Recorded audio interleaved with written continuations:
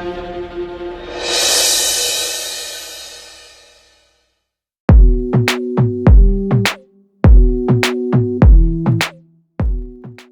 and welcome to Terry Talks Movies, comrades. This time around, two movies with the same actor playing the same character, directed by the same guy, made about 15 years apart, but they make an interesting and, in some ways, odd pair of films. First off, we've got 1981's Escape from New York, Kurt Russell, Lee Van Cleef, Donald Pleasance, and a cast of hundreds. Then we move on to 1997 for Escape from LA, which I know has copped a lot of crap as a movie, but I think it's got some interesting aspects that I really want to talk about. So let's get started. So we all know the basic plot of Escape from New York. New York has become a prison with a big wall around it because all of the prisoners in the United States have been corralled there and kept there because in historical terms, that always leads to good results. The airplane carrying the President of the United States crashes into a building in New York, and Snake Plissken, played by Kurt Russell, has to go and rescue him, and also the plans for a fusion reactor, which he's going to use to diffuse the international tensions between China, Russia, and the United States of America in 1997. To understand this, you've got to understand what New York was like in 1981 when the movie was made. The city was on the verge of bankruptcy. There were all sorts of other social problems. Their organised crime was rampant, and it took decades to clear out a lot of that stuff. There were rats on the streets. There were homeless people. There was an enormous drug problem, of course, because organised crime was so prevalent and ubiquitous in the city. The cops were corrupt. Politicians were corrupt. There were a lot of sex workers on the streets, and it wasn't a safe place because the crime rate skyrocketed. There were tons of deaths, there were tons of injuries, there were lots of different kinds of assaults. It was not the kind of place you want to go to for your children, which is why they ended up turning Times Square into a form of Disneyland. Fortunately, I got to see it before that quite completed its process. But in a sense, New York in 1981 was seen as a failed state in itself. And it made a lot of sense to tell a story set 16 years in the future, where the United States just gave up on New York City. John Carpenter and his collaborator Nick Castle, with whom he'd worked on Halloween, decided that they were going to make this movie, and it kind of hit that punk zeitgeist of 1981.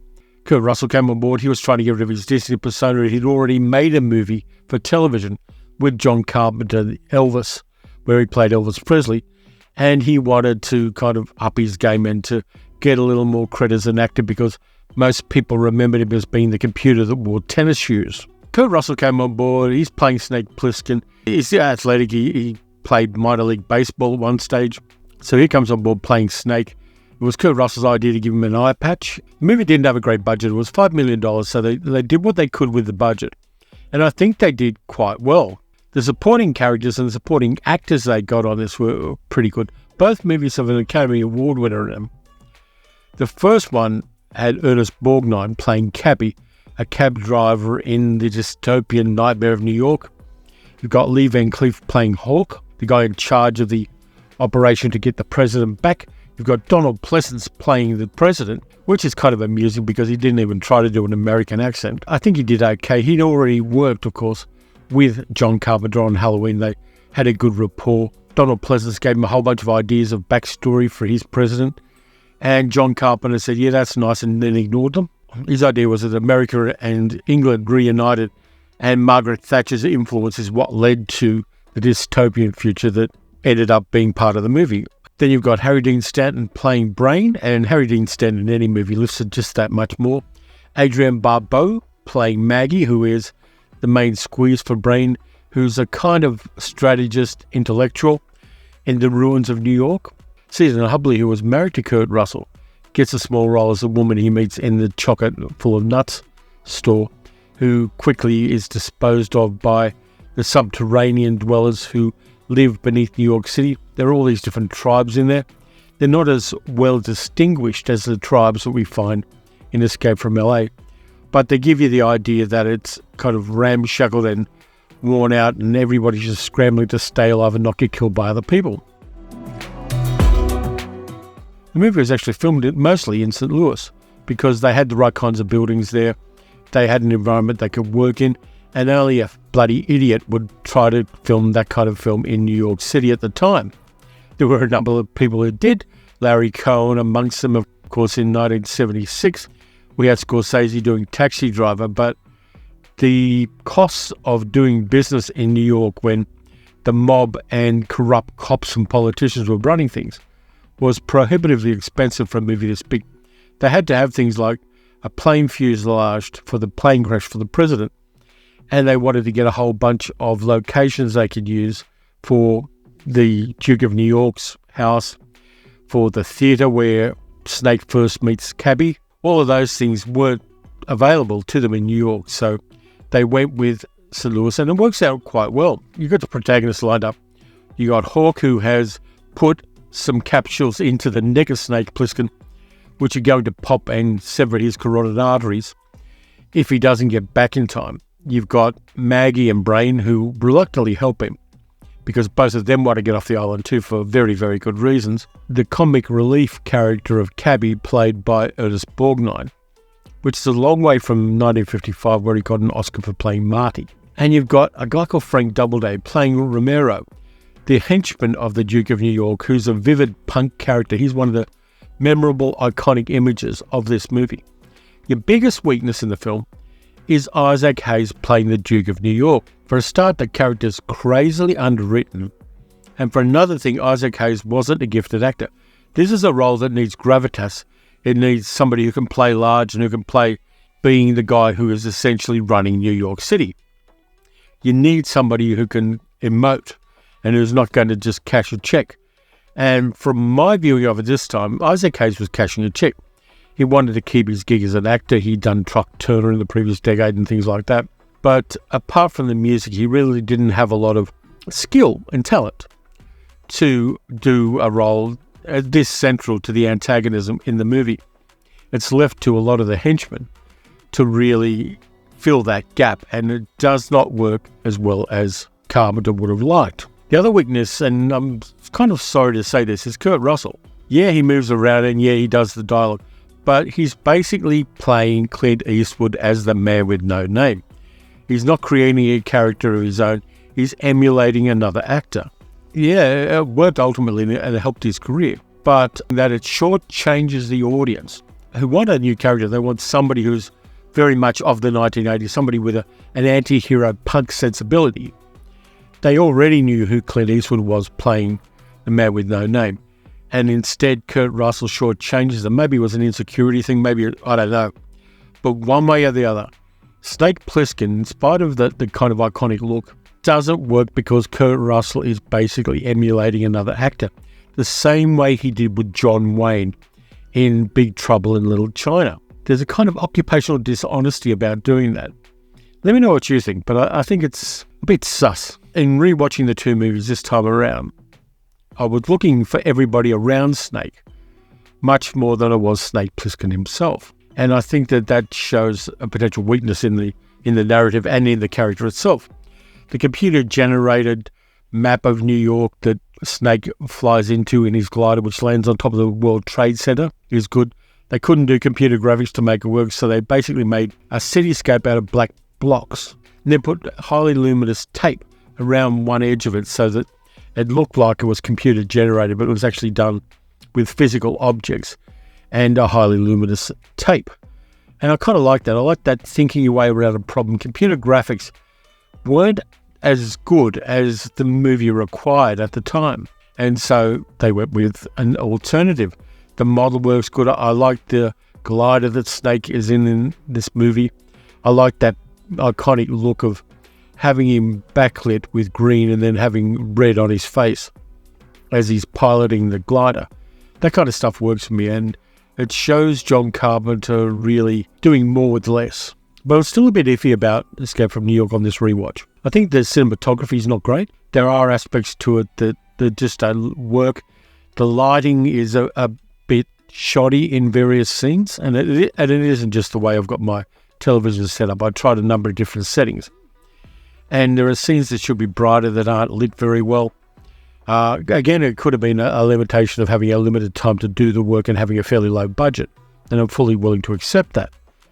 But if you have a look frame by frame, side by side, with the two movies, the cinematography in Escape from LA is much better. Donald Pleasance as the president is kind of interesting. His character lacks physical courage, of course, and he plays up to that in a good way.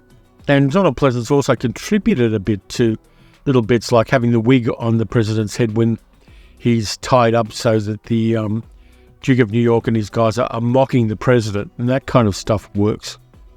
And there was a nice collaborative atmosphere between the actor and his director in doing that, and that lifted things as well. Watching Escape from New York, I like the kind of synthy music that John Carpenter produced for it. That works as well.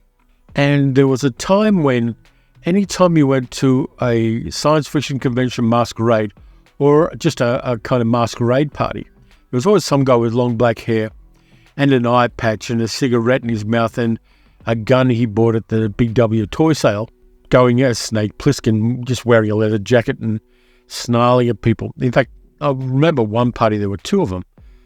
But that was an iconic image. And it was an influential one as well, because Hideo Kojima, the guy who made a number of computer games, including Metal Gear Solid, was really influenced by the look and the style of Snake Plissken. So then we get to 1997 and Escape from LA. This movie had been in development hell for more than a decade. Carpenter was trying to get it off the ground along with his producer Deborah Hill, who had been with him since the Halloween days. But the script wasn't quite right. They could get funding kind of, but the script just didn't gel. And it was a little bit too light and a little bit too comic, even though there are a lot of comic aspects to the movies. It just didn't sit right. And then they got Kurt Russell involved, and Kurt Russell made some suggestions which improved things. And so he got his first and only writing credit on the credits of Escape from LA. So eventually the movie gets made, and there are a few problems with the movie, and there are a few problems with the production. First of all, they were filming in LA at night, and people in the neighborhood were complaining about all of the gunshots. And so they ended up doing a lot of the gunshots in post-production. And also the company doing some of the special effects for them. The mini-sub that Snake Plissken takes to Los Angeles was done by a company that didn't really know how to do computer graphics. In fact, there are a few scenes, particularly the surfing along Wilshire Canyon, just don't work. The special effects company just didn't know how to do computer effects. They were good with the model work. Some of the model work on this is really good, but the computer graphics don't work. Now, this setup, it's set in 2017, and there's a new president because Donald Pleasance was quite ill and died before the end of production, played by Cliff Robertson, and his president is an evangelical nutcase. Like the mighty fist of God, Armageddon will descend upon the city of Los Angeles, the city of sin, the city of Gomorrah, the city of Sodom, and waters will arise and separate this sinful, sinful city from our country. A lot of Pat Robertson and other evangelicals, and he has expanded the United States in some interesting ways. Thailand is a protectorate of the United States in this future, and they capture Snake Plissken in Bangkok doing gambling games where he basically has a Western-style shootout with the other guy and then people bet on it. So he's captured and brought back to the United States, and it's a Christian United States. There's no eating red meat, there's no cigarettes, there's no sex outside marriage, there's no swearing, there's no good stuff basically. And this president got in because he was an evangelical preacher who accidentally predicted an earthquake in Los Angeles in 1998, which totally wrecked the place, and because of a tsunami turned it into an offshore island. Following precedent, the American government walls off Los Angeles and decides that all of the undesirables are going to be chucked into the island. Yeah, people who are atheists like me, or Muslims, or anybody that doesn't fit their narrow and overwhelmingly, I would say, white idea of what an American should be, gets chucked into Los Angeles. Now, allowing for the limitations of Escape from LA, and the special effects are the ones that people always bring up, there's much more solid world building in this one than there is in the first. there are a whole bunch of different things. There's Steve Buscemi playing Raptor stars Eddie, who's basically a fixer and works with the guy who runs Los Angeles, Cuervo Jones, played by George Coraface, who looks a lot like Che Guevara, and deliberately so. In this case, the gimmick is that, the president's daughter Utopia, played by AJ Langer, killing her time because she's got to stay pure and her father's an evangelical president. And so she goes into virtual reality, and Cuervo Jones hacks the virtual reality simulator, and they get together in virtual reality. So he convinces her to steal the MacGuffin and bring it to Los Angeles. So she hijacks the presidential plane, gets into the same capsule that Donald Pleasance was in the first one, and brings Cuervo Jones a special weapon, which is basically a little control unit for an orbiting bunch of satellites, which are designed to be able to target and put an electromagnetic pulse anywhere in the world. So the American government has the ability to amp anywhere in the world and knock out all the electronics and all the technology and take people back to the Middle Ages. And this president is kind of inclined to use it because there are a whole bunch of other countries. The developing world has gathered together. They're assembling in Cuba. They're about to raid Miami, and they're also about to raid the west coast of the United States. And things are going a little bit pear-shaped for this really nutcase president, whose name is President Adam, played by Cliff Robertson. Again, an Academy Award winner. He won the Academy Award for Best Actor in Charlie in, I think, 1968. And Cliff Robertson, whose hairy implants always disturb me. They take me right out of a later Cliff Robertson role, where you can see that he's got no hair at the back of his neck and all of it's been transplanted to the top of his head.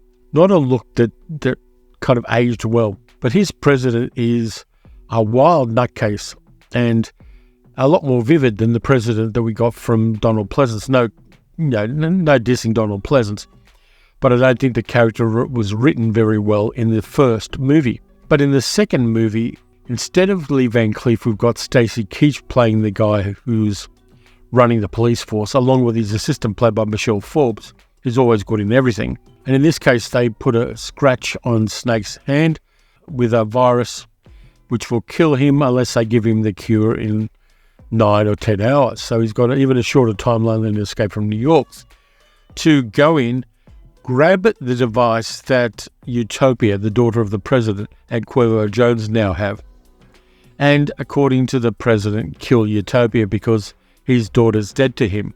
Lovely guy, not too dissimilar to maybe a recent incumbent in the United States when it comes to the way he treats women. So Snake meets a few characters as he gets into LA, meets a guy called Pipeline, played by Peter Fonda, who I've actually met. Peter Fonda was a really courteous gentleman. And he's playing Pipeline just before he did some of his best work in a small film called Uli's Gold and got an Academy Award nomination for it.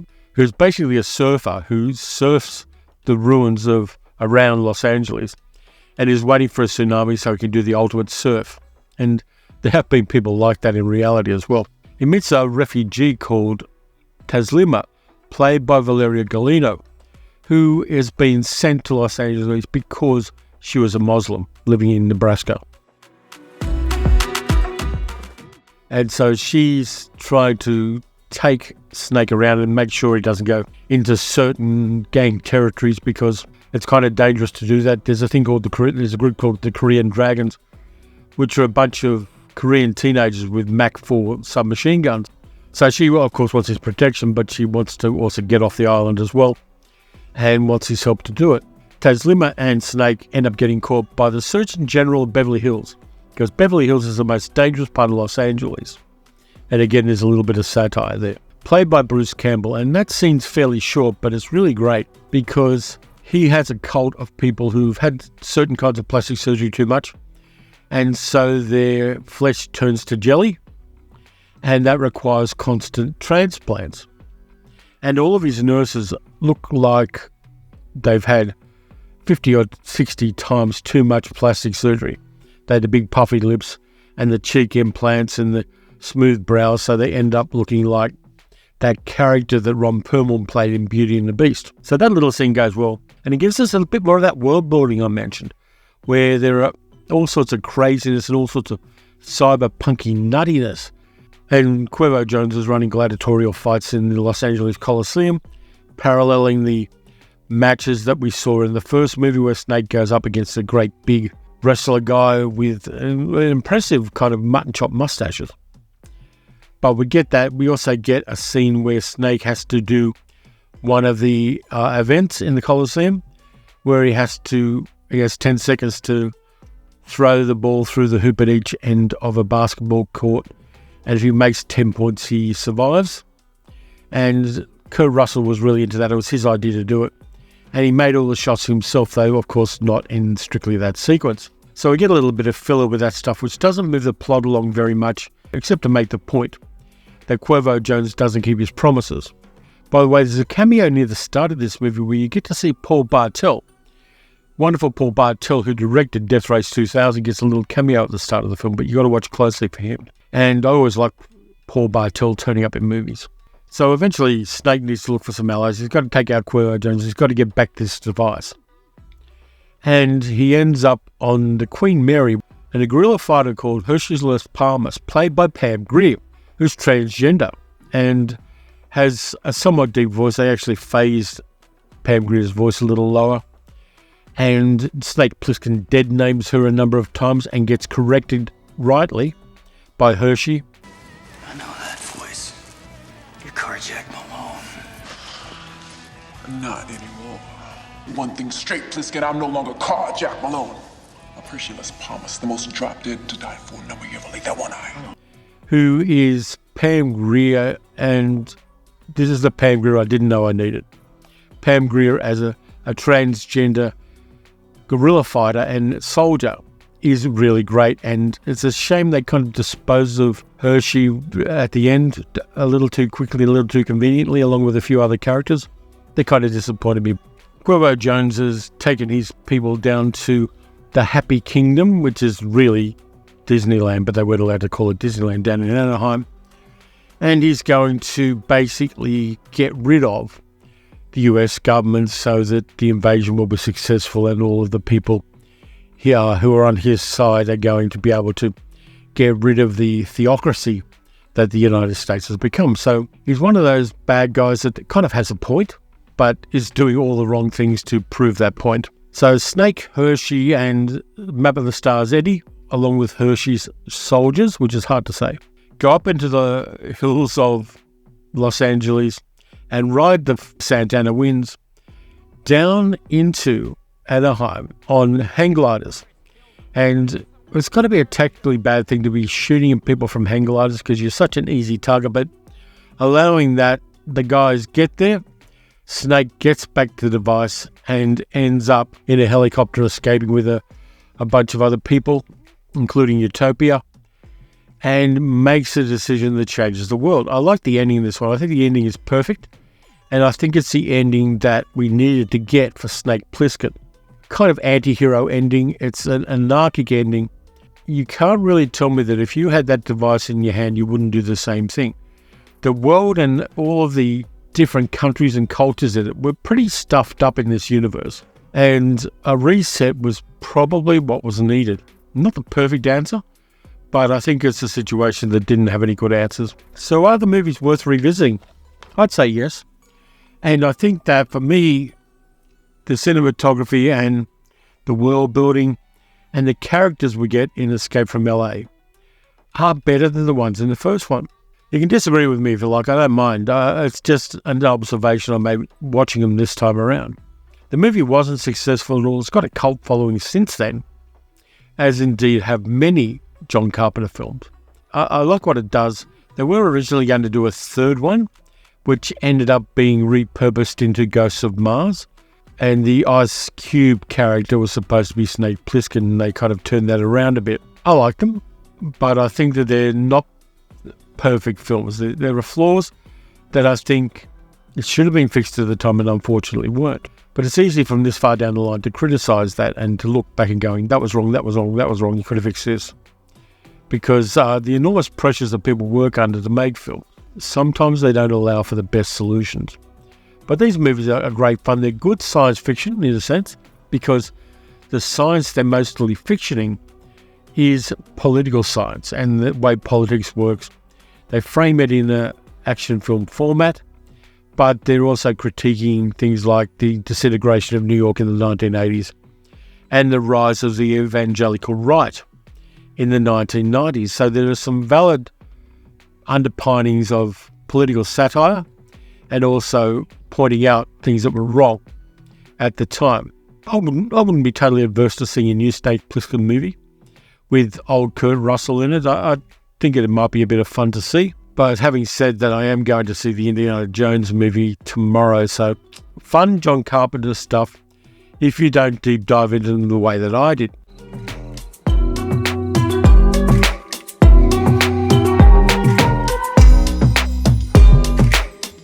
So that's it for this time around. Thanks a lot for watching. If you enjoyed the video, please like, subscribe and leave a comment. You can also support the channel by donating at patreon.com/TerryTalksMovies. All of the prizes have been sent out for the people who won the 10,000 subscriber giveaways. They're on their way to various places on this clay and granite planet. And thank you again to everybody who supported the channel over that time. Now, whether you can donate or not, whether you choose to donate or not, it means a lot to me that people are watching it and enjoying the content. I've got the second part of my hidden gems covering the letters C and D coming up soon. And then I'm not sure what I'm doing for the midweek video, but I'm sure it'll be a lot of fun. So until then, watch some good movies, watch some bad movies. Revisit some John Carpenter movies, but probably not Village of the Damned. And I'll catch you next time.